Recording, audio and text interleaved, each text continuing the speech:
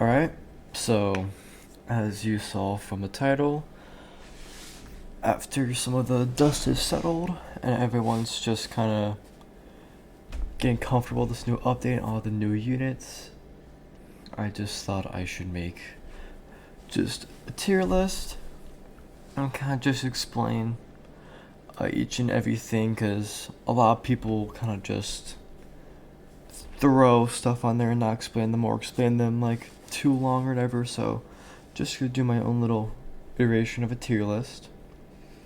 To start off, just gonna put all of the rares in the lowest tier. If never use rares unless you somehow do your first summons and you don't get anything. Now for the epics, Nosuke sucks, Zenitsu sucks, Gaara sucks, Geno sucks. All of these suck pretty much. Except for a few. Crocodile, we're gonna put in metal support. He has his slow passive. That's really good. He's the only thing that actually slows. We have 2 stun units, only 1 slow, so he's kind of a must-have. Killua, he actually has a pretty good stun. A lot of people use him for his stun, and a lot of people have found pretty good success with that. We have Sakura. If there is like 2 tiers that would be support, I'll probably put in the lower one, but there's only 1 tier for support here. She's really only used in the last stage of the raids to get Rengoku, but you really never should really be going for Rengoku, as you'll see later. Not for the legendaries. Gon is mid, but we're gonna put all the legendaries in the top because they're good. Goku Black, better than Gon, but still kind of sucks. Beam, if you don't have Choso or if you don't have Alucard, you can use him as a bleed, but overall, Nobara is just better from what I've experienced. Grimjaw, non-special, kind of probably one of the worst legendaries right here with Gon. They don't really do anything. Tachi, he's decent for a legendary. His burn ticks count as an attack towards shields, so he does good damage and can grind down those shields. Kizaru, damage wise, probably the best legendary, so we're gonna put him up here. Now the rest of here, well, first of all, where's Speedwagon? Yeah, here's Speedwagon. Top support, easily probably the best farm in the game. Don't know who this guy is, but the other farm unit, gonna put him second up here in the middle support tier. They're both really good units, but if you were to choose between either using this guy or Speedwagon, you always choose Speedwagon. Unless you're using them both, then go ahead, but like for infinite runs or tournaments, you want both most of the time. But if you were to pick just between one, you would always go Speedwagon. And now Pain, bottom of support tier, he does Repulse, I think it's called, but it's basically just pushback. But Inumaki is just better in every way, so I'm gonna put him around here, in between Crocodile and Killua. Pretty much everything behind Alligator, or Crocodile, sorry, is pretty much just gonna be like niche, very niche. Also over here, it's gonna put Mahito, Sukuna, Mekamaru in B tier because they're not in the game. And now we're gonna get to the juicy stuff. I'm just gonna go down the line here. Hakura Rin, very good support. Gives only the only buff unit in the game. Buffs everything in its range. The buff increases as the waves go on. Overall, it's really good. Pretty much no matter what you're doing in any game mode, you always want someone with her. Just overall, really good. But obviously, I'm just going to keep the farms at the top of meta support because you need a farm no matter what. You can go without Hakurin for a lot of games, in a lot of game modes, but it's just nice to have her. We have Jogo. Jogo, I'm gonna put up in S tier. He does a lot of damage. His burn is very good. Burn overall is just a really good I think to have the best DOT in the game damage wise. He has his domain expansion, I believe, which just boosts his damage even further, which is very nice. So overall, just a very good damaging unit, but I wouldn't say good enough to be meta, like you need him, but definitely very good. Same with Choso. I'd say these two, they're damn near the same. So you can swap them any way you'd like. You can put Choso at the top of S tier, you can put Joker at the top of S tier. They're basically the same. Choso, very good damage. His DOT is doing less damage because he's bleed. Only does about 35% of his damage. He has the passive that he does more damage the more he attacks the same enemy, which can be really useful. Also, like best bleed alternative except for Alucard, which we'll get into later. Overall, you really want bleed because it's really good to stop those regen enemies if you're grinding high rounds in Paragon, if you're doing challenges, if you're doing the new Jujutsu Kaisen map, because there's a lot of high HP regen enemies there, so it's nice to have really good DPS in Choso to also deactivate that regen. We have Sasuke in support tier. I'm gonna put him right here. He's usually a better stun than Killua, but Killua's an epic, so I don't really know what you're expecting there. Overall, not the best. There's a better stun unit in Julius, which we just get that out of the way. I would probably say about the same as Crocodile. Julius, the best stun in the game. Crocodile, the best and only slow in the game. Usually, if you were to pick between one, you'd probably want to go with Crocodile because I'm pretty sure the cooldown on the slow is way shorter, so you can slow them down way more than you can stun them. But honestly, most of the time, you're going to want both. Both, if you can, bring both of them, and just like stop the enemies from moving pretty much. Very good unit. Both of these really never don't get Sasuke unless you're trying to do the unit achievements, which go ahead. Toto, I'm gonna put him in A tier. I don't know what his new passive is when he gets evolved, but I know his Boogie Woogie allows you to switch places with one of your other towers, and also increases his stats a bit much, but even with those buff stats, he's not really doing the best, and also you can only switch places with your own units, which is a criticism I've heard a lot of people say. Overall, definitely a decent mythic, but definitely don't prioritize him. Same with Naruto here, so I'm gonna put him in the A tier too. No mythics or anything. Gonna go in the B tier. Just these just for the legendaries, rares, and epics, or the ones that aren't in the game yet. But probably the worst mythic. Well, off the mythic, obviously. I'm just gonna get Itadori out of the way. Itadori is by far the worst mythic. I'm actually put him in B tier because he actually kind of sucks. He's 5 placement. Really cheap to place with only 1,000 to place him, which is nice, but he evolves into Sukuna. Sukuna's not in the game, and his passive kind of sucks. His stats just kind of suck. Really, don't go for him unless you're getting him to evolve Sukuna, which is really the only reason you should be going for him, is for Sukuna, whenever that drops. So yeah, we have Obito. I'm gonna say he's right in between here. Obito, before this newest update, he was really good. I would definitely put him in S tier, maybe even in the bottom of meta, because he just did a ton of damage with his burn.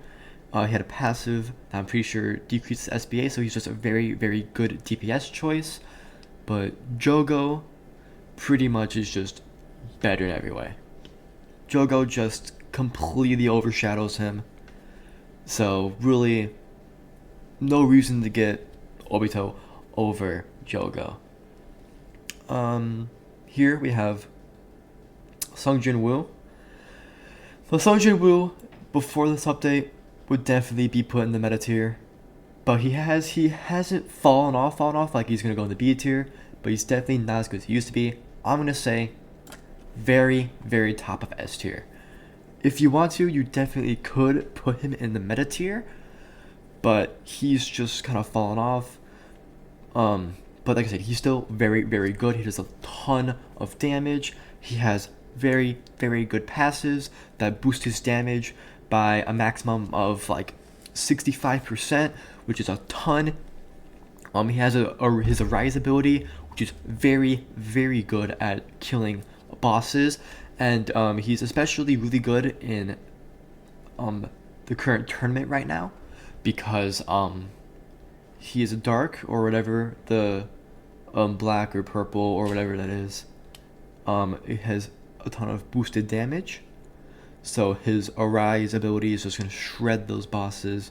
He's gonna be able to take down those just like regular enemies, but definitely not meta. Speaking of meta, Tengen, definitely in the meta tier. He has very, very good passives. The one that gives him more damage and more range. He gets increased dodge chance over time, which is very nice.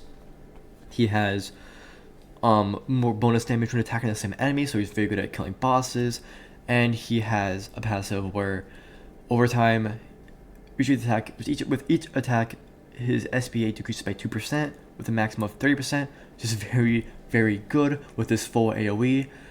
Get good stats on him. He's doing like 17 or 16, 17, 18,000 damage full AoE every like 6 seconds. He's crazy. I will admit that before he gets his AoE, he's not really the best. He starts off with a decent circle, but then his cone AoE kind of sucks. You really don't get a lot of damage in those upgrades that he has it. Once he gets string performance, which is his line AoE, he gets a lot better. But then once you get to that full AoE, you're just gonna destroy everything. So overall, very, very, very good mythic. Vegeta, I don't know where we put him. Honestly, I'd say very, very top of S tier. Actually, it's interchangeable. He's either the very top of S tier or the very bottom of meta. I'm gonna put him in the very bottom of meta because a lot of people really like Vegeta, and that's for a good reason. He got buffed, so he's very cost efficient, very good. His passives are amazing, with him getting a minus SBA if it's pretty much just him or other Vegetas in his range. And then he has the 100% bonus damage, or basically just double damage when he is attacking one enemy, making him an amazing, amazing boss killer. He's especially very good in the Igris event. And with the leaks we've seen, there's probably going to be another boss event with Sukuna. That's maybe how you get him, which he's definitely could be very good in that too. So overall, very, very good. Rengoku, not the best. Honestly, I would say he's about the same as Jogo. The thing about Jogo is that overall he is better because he's way more accessible. Jogo's just a regular mythic that you can get off the banner, but Rengoku, you have to grind for him, and the grind is horrible. The grind is not the best. It's a 1% chance from the raid, and then you get the item to boost it, but it's still gonna be a tough grind. It's really not that worth it because he's roughly the same, if not even worse, than Jogo. So unless you have him, got him before this latest update, sure, go use him. But after this update, there's really no point in getting him. Unless you're getting him for when trading comes out, then sure. But yeah. Then here we have Alucard, best unit yet. the rarest unit. I wouldn't say the rarest unit in the game because there's shinies and all that kind of stuff, but pretty much this game's Lelouch. Very, very good. He's best bleed unit in the game. Very good DOT damage. He disrupts that bleed, not that bleed, that regen. He does a ton of damage. I believe he's full AoE. Obviously, I don't have him, but he's overall just very, very, very good damage. He has a good ability. He's just overall an amazing, amazing unit. And now we have Igris. Igris right below it. I wouldn't say right below him, but in between Tengen and Alucard. Igris, he's kind of fallen off with the nerfs. He used to be definitely very, very close to Alucard, but now that's really not the case. He has kind of fallen off because, like I said, he got nerfed. And his passives, while they still are very good, they're just not as good as they used to be, mainly because of Sung Jin Woo falling off. The biggest thing that made Sung Jin Woo so good, and in turn Igris so good, was how good their chemistry was. They boosted each other. Oh, if you had both of them, you're doing tons and tons of damage, but as Sung Jin Woo gets worse and out of the meta, so does Igris. That's not to underplay Igris. He's definitely a very, very, very good unit, but definitely not as he used to be. And I would say that he's fallen off so much to an extent. I personally would say that Toji is better than Igris. I'm probably gonna have some bias because I freaking love Toji. He is my guy. But Toji, he is just freaking insane. He has the Heavenly Body passive, increasing his damage by 50% with no buffs on him, which you can easily do because a lot of the time you're really not going to run Hakura Rin, which is the only time that's ever going to be taken away, the only time that's ever going to be put in the question. And even if you do bring her, you just use good placement and get him out of range of the Hakura Rin, because also once he gets evolved, he also gets permanent plus 20% range, which is very, very good. He's easily the best starting unit in the game because of how much damage he's doing at max level with good stat potential. He's doing easily over 3,000 damage with the Heavenly Body passive. Like I said, it's very, very good. And that's not it.